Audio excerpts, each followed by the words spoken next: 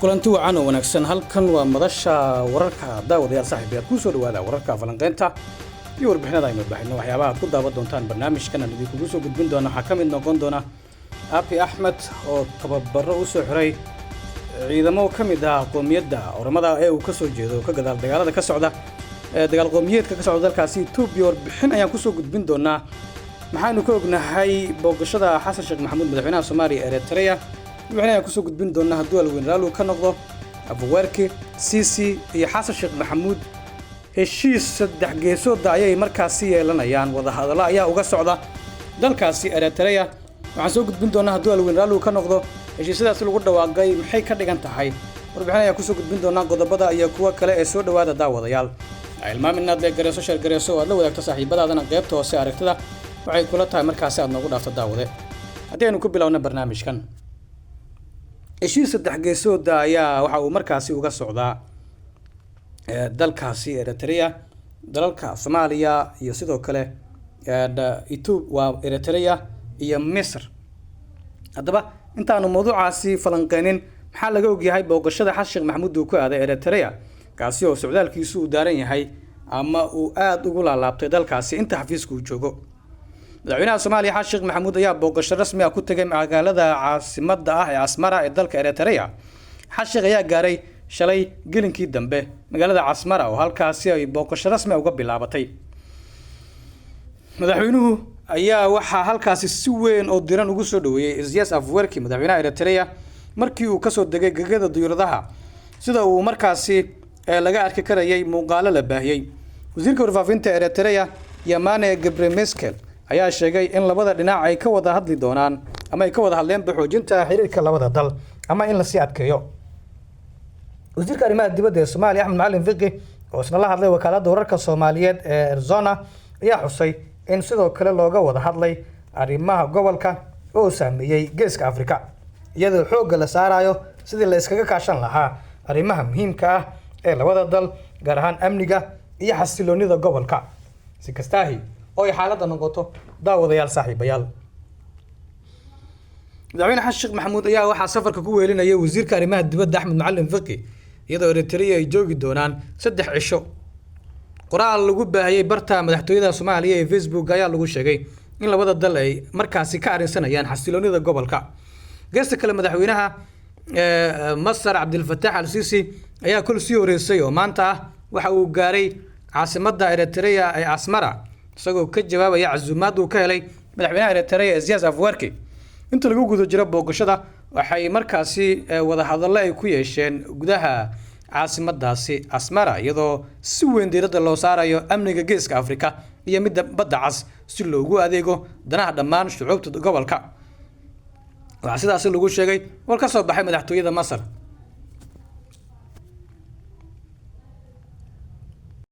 sida markaasi lagu baahiyay warbaahintaasi sidoo kale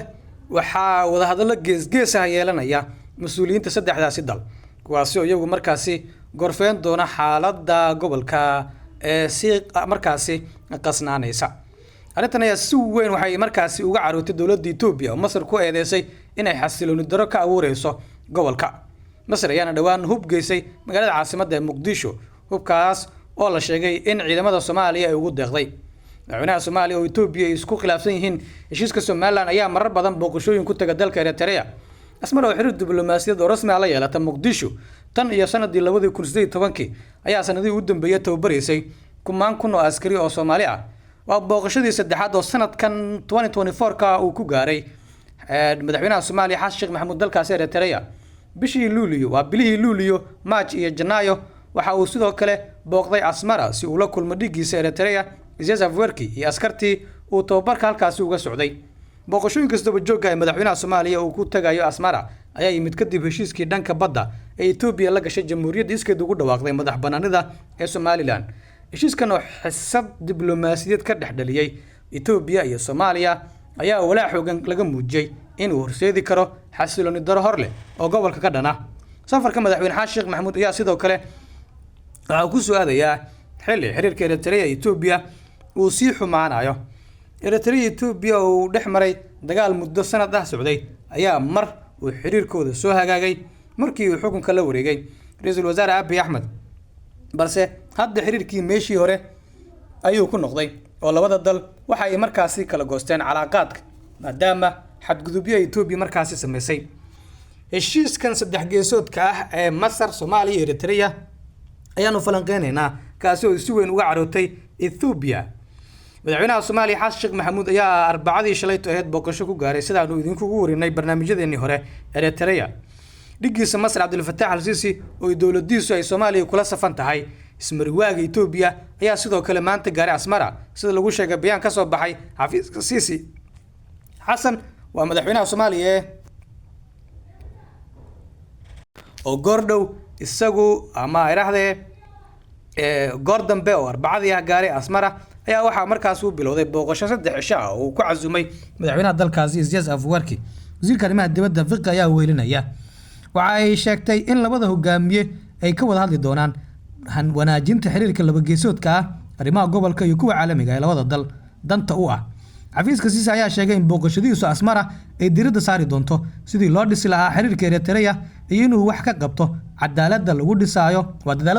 xasiloonida iyo amniga geeska Afrika iyo badda cas hab taageersan horumarka una adeegaya danaha shucuubta gobolka.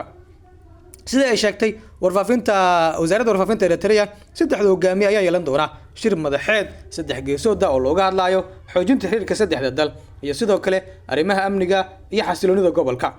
xiisadda geeska Afrika ee cirkiisu shishireetay tan iyo markii Itoobiya ay bishii Janaayo heshiis muran badan dhaliyay la saxiixatay Somaliland kaasi oo siinaya marinbadeed ay muddada dheer daydaysay Itoobiya. heshiisku ayaa dhigaya in Itoobiya oo aan bad lahayn ay Somaliland ka kiraysato dhul xeebeed ay ka samaysato saldhig ciidan iyo deked, balse waxa uu ka cariisiyay dowladda Jamhuuriyadda Federaaliga ee Soomaaliya maadaama ogolaanshiyaha iyo bixintaba xeerka caalamiga ah iyada uu siinayo. maadaama Itoobiya aysan soo marin oo ay aaday dhinaca iyo dowlad goboleedyada. Soomaaliya ka falcelisay in ay ku dhawaato Masar oo is hayaan Itoobiya iyadoo labada dal ay saxiixeen heshiis military oo weyn bishii August. Qaahira ayaa waxaa muddaysayeen Addis Ababa sabab la xiriira biyo-xireenka dib u curashada weyn ee Itoobiya ay ka sameysay wabiga Niil kaasi oo ay sheegtay inuu halis ku yahay biyaha soo gaara. xiriirka Addis Ababa iyo Asmara ayaa sidoo kale dhawaanahan sii xumaanayay inkastoo ciidamada Asmara ay ku sheegay ama ku taageereen ciidamada dowladda Itoobiya dagaalkii arxandarada ahaa ee 2020 iyo 2022 ka dhanka ahaa falaagada Tigreega. bishii hore shirkadda Ethiopian Airlines waxay sheegtay inay hakisay ama ay joojisay duulimaadyadii ay ku tagi jirtay Asmara sabab la xiriira xaalado shaqo oo adag. Eritrea oo loogu yeero Kuuriyada Waqooyi ee Afrika waxa gacan bir ah oo ku maamulayay Isaias Afwerki tan iyo markii uu si rasmi ah ugu dhawaaqay inay ka go'day Itoobiya sanadii 1993 kadib in ka badan 30 sano oo dagaal ah oo ay markaasi kula jirtay militariga dalkaasi Itoobiya. si kasta oo xaaladda noqoto dadka ammaanka falanqeey waxay leeyihiin dowladda federaalka iyo madaxweyne Xasan Sheekh Maxamuud waxay qaadeen tallaabooyin diblomaasiyadeed oo markaasi ka dhan ah Itoobiya marka loo qiimeeyo xaaladahan adag kuwaasi oo marka loo qiimeeyo in ay isbahaysiyo la sameysatay dalalka is hayaan Itoobiya sida Eritrea iyo Masar. sawirro lagu baahiyay bogga madaxtooyada Soomaaliya muujinaya in ay gacmaha ay saastaan mas'uuliyiinta Eritrea, Soomaaliya iyo Masar iyadoo ay markaasi dhinac fadhiyeen Afwerki, Xasan Sheekh iyo sidoo kale Abdul Fattah al-Sisi oo ah madaxweynaha dalkaasi Itoobiya.